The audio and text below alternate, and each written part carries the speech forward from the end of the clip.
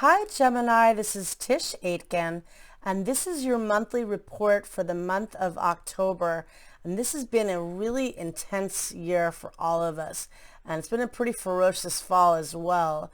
We've been dealing with Mars retrograde since September 9th in Aries, and Mars retrograded at 28 degrees of the cardinal fire sign of Aries on September 9th in your house of friends and groups and networking.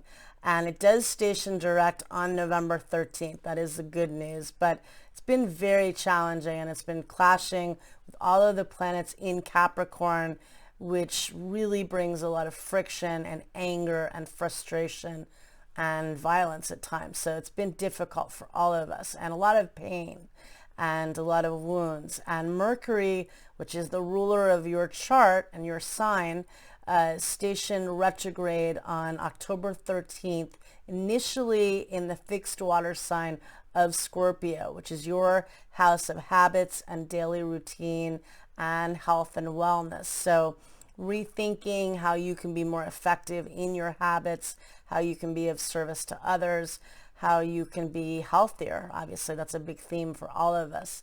And then it re-entered the cardinal air sign of Libra on October 27th, which is your house of romance and creativity. And it does station direct on November 3rd. And for you, also re-examining how you can be more creative, more joyful, rethinking your romance, your inner child, maybe having issues with your children. Mercury does before it stations direct, it clashes with Saturn on November 1st, giving us all a reality check. Then it stations direct on November 3rd at 25 degrees and 54 minutes of Libra. And so that at least is helpful. It's still going to be feeling like Mercury retrograde, and it's still going to have a lot of delays because it's squaring Saturn and makes another exact square to Saturn on the 6th of November. All of the planets in Capricorn for you have been transiting in your your eighth house, which is the Scorpio house in astrology. It's death and taxes and birth and rebirth and transformation. And it's a lot about restructuring your finances, your dealing with wounds and healing and transformation, and doing a lot of healing work with this, and definitely re-examining how you can be more productive with your finances in this challenging time.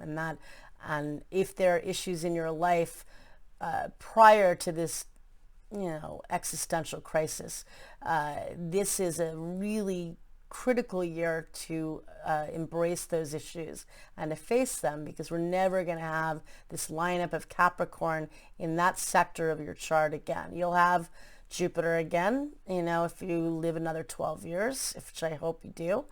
Saturn comes back in another 27 to 29 years, or 27 years, but not Pluto in this lineup. And so it's harsh, but it also can be effective at really committing to what you want to purge, what do you want to up level and transform in your life.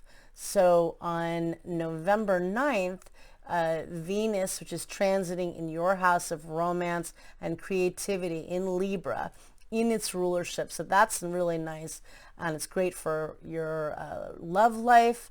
It's great for having fun, great for being creative.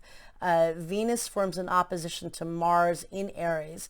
And again, Mars has been transiting in your house of friends and groups actually since the end of June, but it's stationed retrograde in the beginning of September. So that can be a fiery energy, but it can be also fun and romantic and sexy energy. And later on the 9th of November or the 10th, depending on where you live, the Sun in Scorpio, which is transiting in your house of habits, is going to form a beautiful trine to Neptune in Pisces. And that is very, very inspired energy, very creative and magical. And Neptune is the higher octave of Venus. So I think that's a really romantic day, actually very fun energy. And Mercury actually re-enters Scorpio on November 10th as well. And then on the 12th of November, we have a really, really beautiful energy. And for you, excellent for doing healing work. Jupiter meets up with Pluto for a third and final time. The two met up on April 4th and on June 20th at 24 degrees of the cardinal Earth sign of Capricorn, which has been the leader of the year, the sign of Capricorn, and all of the stellium of planets of Capricorn. And so they set off that historical Saturn-Pluto conjunction that occurred on January 12th at the world axis at 22 degrees of Capricorn. And Jupiter is the planet of expansion and abundance and higher learning. And Pluto is the planet of transformation. And it can be excellent for financial partnering.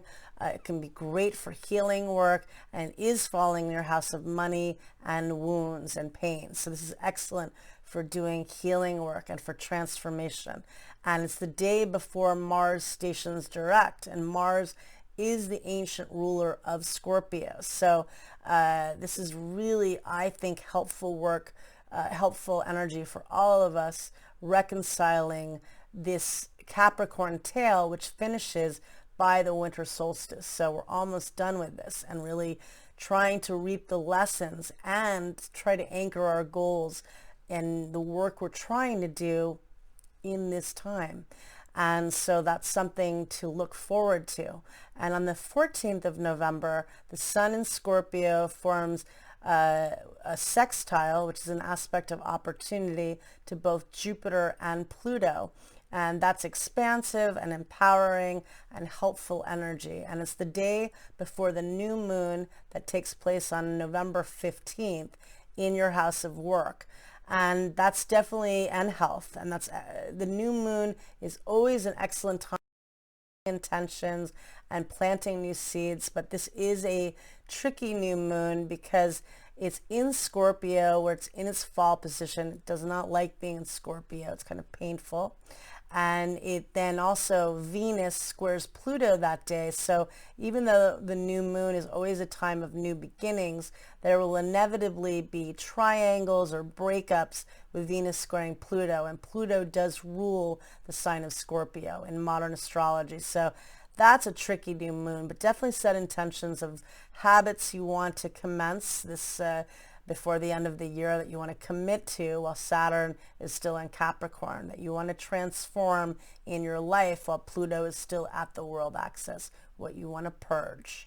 And then we have on the 17th of November, Mercury, now direct, forms a second opposition to Uranus, the planet of the unexpected and chaos and upheaval.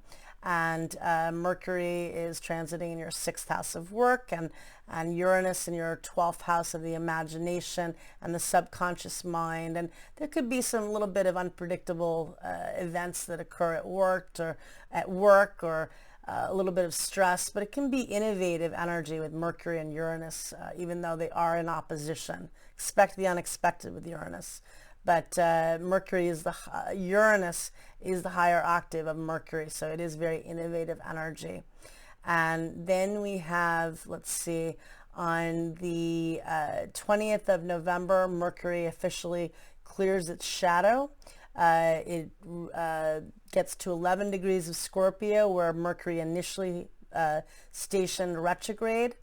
And the other thing too, the day before, on the 19th, Venus in Libra is going to square Saturn. So just like Mercury did earlier in the month, Venus transiting in your house of romance and creativity, squaring Saturn, planet of limitations. Not the best day to plan a meeting or a financial project or a creative project. Good for getting work done, good for getting meticulous work done that you don't necessarily want to do. But you know, it's challenging. And then on the 21st, Venus exits the sign of Libra and exits your house of romance and enters your house of work and daily routine and enters the sign of Scorpio, where it'll be until the middle of December. And, again, that's where Mercury retrograded for you initially, and that's an area that's where the new moon this month falls. So a lot around your habits and routine, really getting solid on that.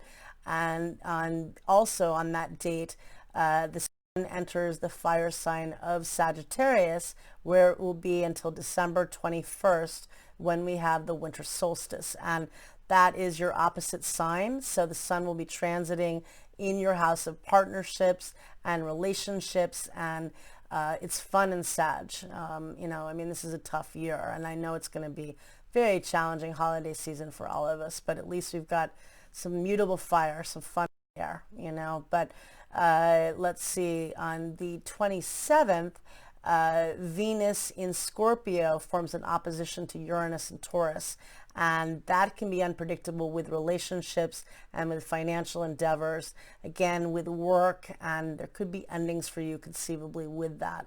And on the 28th of November, we have Neptune stationing direct at 18 degrees of the mutable water sign of Pisces. And that is, we feel that energy 5 days before and 5 days after. And that's your house of career. So you may find that it can be very inspired energy, but it also can be very foggy, and deception and secrets can be uncovered a lot this month between the Neptune station, between Mercury back and forth in Scorpio. Well, it'll be in Scorpio again. No, re-enter Scorpio. So Mercury in Scorpio, Mercury retrograde, stationing direct in the Neptune station. And then, of course, we end the month with a lunar eclipse in holiday season. So we have a lunar eclipse on November 30th that takes place at 4:30 a.m. in your sign at 8 degrees and 38 minutes of your sign of Gemini in your first house. And a lunar eclipse is a full moon on steroids. It's not particularly a challenging full moon. It is close to the world axis by 1 degree, because anything at any planet or angle at 7 degrees of the mutable signs is at the world axis, and that is Gemini, Virgo, Sagittarius, and Pisces. So big world events could happen, and it impacts each and every one of us, but there aren't really volatile aspects in that chart. Neptune is squaring the nodes of fate, so there could be very creative or fated things that happen. There again could be deception uncovered, but and release of and letting go and completion in your sign. And it's the first lunar eclipse in your sign, because the nodes of fate enter Gemini and Sagittarius on May 5th of this year, and they're transiting in your sign axis until May 5th. So it's until January of 2022. So I am doing this video with Mercury retrograde, and as a Gemini, you understand. So it's going to be a big time. We've got an eclipse at the end of the month. We are getting out of Mercury, and more importantly, Mars retrograde, but there are some volatile aspects, and we're not done with Saturn and Jupiter in Capricorn yet, but we almost are. So good luck, everybody, and I wish you the best. Thank you.